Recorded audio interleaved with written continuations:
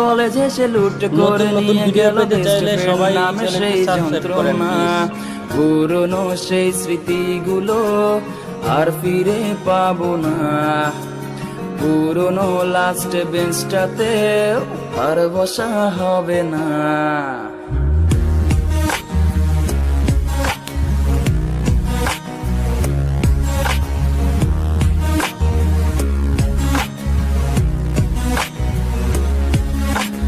আধুনিক ছেলে হব, সারাদিন ক্রাশে খাবো, পুরনো গুলোর খোঁজে নেব না।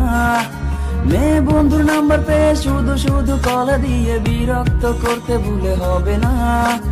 যা ছিল সবই ফাঁকি, দিন শেষে এসে দেখি পড়াশোনা কিছু আর হলো না।